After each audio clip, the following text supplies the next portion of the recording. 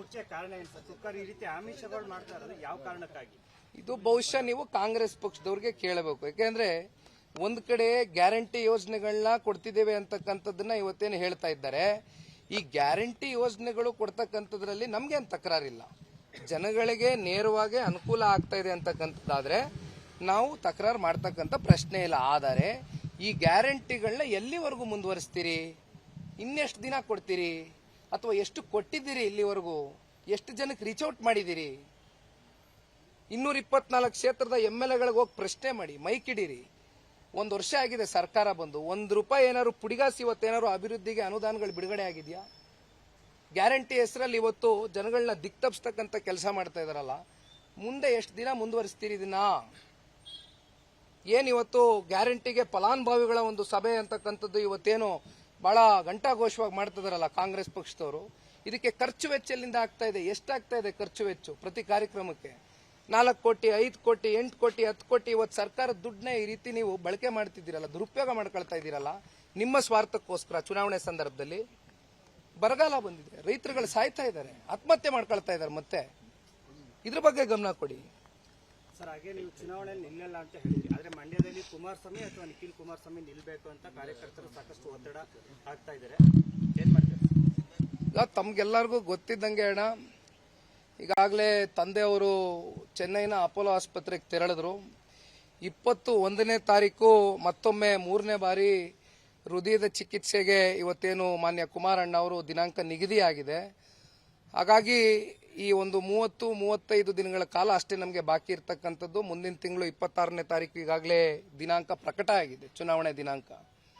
ಹಾಗಾಗಿ ನಮಗೆ ಪಡ್ಕೊಳ್ತಕ್ಕಂಥ ಸ್ಥಾನಗಳಲ್ಲಿ ನಾನು ಹೆಚ್ಚಾಗಿ ಒಬ್ಬ ಕಾರ್ಯಕರ್ತನಾಗಿ, ಒಬ್ಬ ಜವಾಬ್ದಾರಿಯುತವಾದಂಥ ಕಾರ್ಯಕರ್ತನಾಗಿ ಇವತ್ತು ಪಕ್ಷದ ಗೆಲುವಿಗೋಸ್ಕರ ನಾನು ದುಡಿಮೆ ಮಾಡಬೇಕು ಅಂತಕ್ಕಂಥದ್ದು ಬಹಳ ಸ್ಪಷ್ಟವಾಗಿ ನಿರ್ಧಾರ ಮಾಡಿದ್ದೇನೆ. ಕಳೆದ 3-4 ದಿನಗಳ ಹಿಂದೆ ಏನು ವರ್ಕರ್ಸ್ ಮೀಟಿಂಗ್ ಕರೆದಿದ್ವು ನಮ್ಮ ಮಂಡ್ಯ ಜಿಲ್ಲೆನಲ್ಲಿ, ಬಹುತೇಕ ಬಹಳ ಜನಗಳ ಒಂದು ಕಾರ್ಯಕರ್ತರ ಒಂದು ಮುಖಂಡರ ಒಂದು ಅಭಿಲಾಷೆ, ಒಂದು ಒತ್ತಡ, ಒಂದು ಅಭಿಪ್ರಾಯ, ಅದಕ್ಕೆ ನಾನು ಗೌರವಿಸ್ತೀನಿ. ನಿಖಿಲ್ ಅವರು 2019ರ ಚುನಾವಣೆಯ ಒಂದು ಫಲಿತಾಂಶ ಏನಿದೆ ಪ್ರತಿಯೊಬ್ಬರಲ್ಲೂ ನೋವು ಉಂಟಾಗಿರ್ತಕ್ಕಂಥದ್ದು, ಆಕ್ರೋಶ ಇರತಕ್ಕಂಥದ್ದು ಸಹಜವಾಗಿ. ನಾನೇ ಚುನಾವಣೆಗೆ ಅಭ್ಯರ್ಥಿ ಆಗಬೇಕು ಅಂತಕ್ಕಂಥದ್ದು ಅವರಲ್ಲಿ ಇರ್ತಕ್ಕಂಥ ಭಾವನೆ, ಆ ಭಾವನೆಗೆ ನಾನು ಗೌರವಿಸ್ತೀನಿ. ಆದರೆ ಇವತ್ತು ನಾನು ಮಂಡ್ಯಗೆ ಮಾತ್ರ ಸೀಮಿತ ಆಗಿ ಚುನಾವಣೆ ಮಾಡಿದಂಥ ಸಂದರ್ಭದಲ್ಲಿ ಬೇರೆ ಯಾವ ರೀತಿ ಇವತ್ತು ಕುಮಾರಣ್ಣನ ಒಂದು ಆರೋಗ್ಯದ ಸಮಸ್ಯೆ ಇರತಕ್ಕಂಥ ಹಿನ್ನೆಲೆಯಲ್ಲಿ, ಒತ್ತಡಗಳಲ್ಲಿ ಯಾರು ಚುನಾವಣೆ ಮಾಡಬಲ್ಲರು ಅಂತಕ್ಕಂಥ ಒಂದು ಪ್ರಶ್ನೆ ನನ್ನ ಮನಸ್ಸಿನಲ್ಲಿ ಕಾಡ್ತಾ ಇರತಕ್ಕಂಥದ್ದು. ಹಾಗಾಗಿ ಮುಂದೆ ನಿಖಿಲ್ ಅವರು ಬರ್ತಾರೋ, ಕುಮಾರಣ್ಣನೇ ಬರ್ತಾರೋ, ಪುಟ್ಟರಾಜಣ್ಣ ಬರ್ತಾರೋ, ತಮ್ಮಣ್ಣ ಸಾಹೇಬರು ಬರ್ತಾರೋ, ಬಹಳ ಜನ ಇವತ್ತು ನಮ್ಮ ಮಂಡ್ಯ ಜಿಲ್ಲೆನಲ್ಲಿ ನಮ್ಮ ಕಾರ್ಯಕರ್ತರು ಬೆಳೆಸಿದ್ದಾರೆ, ಸಮರ್ಥ ನಾಯಕತ್ವ ಇದೆ ನಮ್ಮ ಮಂಡ್ಯ ಜಿಲ್ಲೆಯಲ್ಲಿ. ಹಾಗಾಗಿ ಬಹುಶಃ ಅತಿ ಶೀಘ್ರದಲ್ಲಿ ಇದಕ್ಕೆಲ್ಲ ಪಕ್ಷ ತೆರೆ ಎಳೆಯುತ್ತೆ. ಇಲ್ಲಣ್ಣ, ಹೇಳದ್ನಲ್ಲಣ್ಣ ನಾನು, ಅವತ್ತೇ ಒತ್ತಡ ಮಾಡಿದ್ರು ನಮ್ಮ ಕಾರ್ಯಕರ್ತರುಗಳು. ಗೌರವಿಸ್ತೀನಿ ಅವ್ರ ಪ್ರೀತಿಗೆ ನಾನು ತಲೆ ಬಾಗ್ತೀನಿ. ಚುನಾವಣೆ ನಿಂತು ಮಾಡ್ತೇನೆ, ಕಾರ್ಯಕರ್ತನಾಗಿ ಚುನಾವಣೆಗೆ ದುಡಿತೀನಿ, ಪಕ್ಷದ ಗೆಲುವಿಗೋಸ್ಕರ ದುಡಿತೇನೆ. ಆದರೆ ಚುನಾವಣೆಗೆ ಸ್ಪರ್ಧೆ ಮಾಡಬೇಕು ಅಂತಕ್ಕಂಥದ್ದು ವೈಯಕ್ತಿಕವಾಗಿ ನಾನು ಈಗ ತಾನೇ ನಿಮ್ಗೆ ಹೇಳಿದೆ ಕಾರಣ ಏನು ಅನ್ನೋದು. ಬೇರೆ ಇನ್ನೇನೂ ಕಾರಣ ಇಲ್ಲ. ಚುನಾವಣೆ ಬೇರೆ ಕಡೆನೂ ನೋಡಬೇಕಾಗ್ತದೆ. ಆ ಕಾರಣದಿಂದ ನಾನೊಂದು ಸ್ವಲ್ಪ ನನ್ನ ಸಮಯ ಎಲ್ಲ ಕಡೆ ನಿಗದಿ ಇಡಬೇಕಾಗ್ತದೆ. ಅದೊಂದೇ ಒತ್ತಡ. ಕೋಲಾರ ಕ್ಷೇತ್ರದ ಸೀಟ್ ಹಂಚಿಕೆದು ಕುಮಾರಣ್ಣ ಅವರು ಕೂಡ ಅಸಮಾಧಾನ ವ್ಯಕ್ತಪಡಿಸಿದ್ರು. ಕೊನೆಗೆ ಏನಾಯ್ತು ಸರ್? ಇದು ಚಿಕ್ಕಬಳ್ಳಾಪುರ ತಗೊಳ್ಳಿ ಅಂತ ಹೇಳಿದ್ರು ಅಂತ ಏನ್ ಸರ್? ನೀವು ಕೂಡ ಅಲ್ಲಿ ಉಪಸ್ಥಿತರಿದ್ರಿ ಡೆಲ್ಲಿಲಿ. ಏನಾಗಿದೆ ಸರ್ ಒಟ್ಟಾರೆ ಸೀಟ್ ಹಂಚಿಕೆ? ಈಗ ಅಣ್ಣ, ಇದು ದೇಶದ ಚುನಾವಣೆ, ರಾಷ್ಟ್ರದ ಚುನಾವಣೆ. ನಾವು ಒಂದು ಪ್ರಾದೇಶಿಕ ಪಕ್ಷ. ನಾವು ಮೋದಿಜಿಯವರನ್ನ ಮತ್ತೊಮ್ಮೆ ದೇಶದಲ್ಲಿ 3ನೇ ಬಾರಿ ದೇಶದ ಪ್ರಧಾನಮಂತ್ರಿಗಳಾಗಿ ಮಾಡಲಿಕ್ಕೆ JDS ಪಕ್ಷದ ಕಡೆಯಿಂದ ಏನು ಕರ್ನಾಟಕ ರಾಜ್ಯದಲ್ಲಿ ಇವತ್ತು ಹಲವಾರು ಜಿಲ್ಲೆಗಳಲ್ಲಿ, ಹಲವಾರು ಲೋಕಸಭಾ ಕ್ಷೇತ್ರಗಳಲ್ಲಿ ನಾವು ಕೂಡ ವಿಸ್ತಾರವಾಗಿ ಬೆಳೆದಿದ್ದೇವೆ. ಕಾರ್ಯಕರ್ತರು ಸದೃಢವಾಗಿದ್ದಾರೆ, ಪಕ್ಷ ಸದೃಢವಾಗಿದೆ. ನಮ್ಮ ಕಡೆಯಿಂದ ಇವತ್ತು ಮೋದಿಜಿ ಅವರಿಗೆ NDA ಮೈತ್ರಿಕೂಟದ ಭಾಗವಾಗಿ ಇವತ್ತು ನಾವೇನು ಸೇರ್ಪಡೆ ಆಗಿದ್ದೇವೆ, ಜೊತೆಲಿ ಬೆಂಬಲ ಸೂಚಿಸಿದ್ದೇವೆ.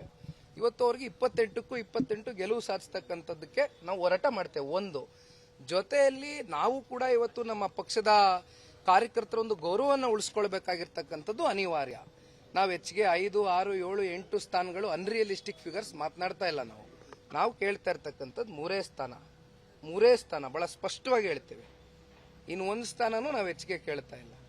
ಆ 3ರಲ್ಲಿ ಈಗಾಗಲೇ 2 ಬಹಿರಂಗ ಕ್ಲಿಯರ್ ಆಗೋಗಿದೆ, ನಮ್ಮ ಹತ್ರ ಚರ್ಚೆ ಮಾಡಿದ್ದಾರೆ.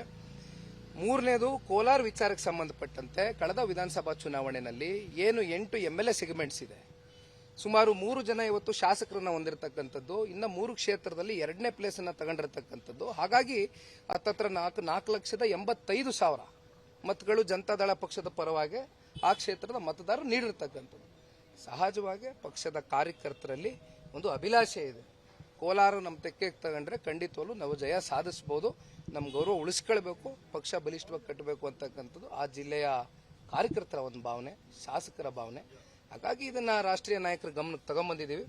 ಅತಿ ಶೀಘ್ರದಲ್ಲಿ ಒಳ್ಳೆ ಉತ್ತರ ಕೊಡ್ತಾರೆ. Thank you. ಅನುಕ್ಷಣದ ಸುದ್ದಿಗಳಿಗಾಗಿ Vistara news YouTube channel subscribe ಮಾಡಿ. ಹೊಸ ಸುದ್ದಿಗಳ ನೋಟಿಫಿಕೇಶನ್ಗಾಗಿ ಬೆಲ್ ಐಕಾನ್ ಕ್ಲಿಕ್ ಮಾಡಿ. ಲೇಟೆಸ್ಟ್ ಅಪ್ಡೇಟ್ಸ್ಗಾಗಿ www.vistaranews.com ವೆಬ್ಸೈಟ್ಗೆ ವಿಸಿಟ್ ಮಾಡಿ. ಅಂಗೈಯಲ್ಲೇ ಜಗತ್ತಿನ ಸುದ್ದಿ ತಿಳಿಯಲು Vistara news Kannada app download ಮಾಡಿ.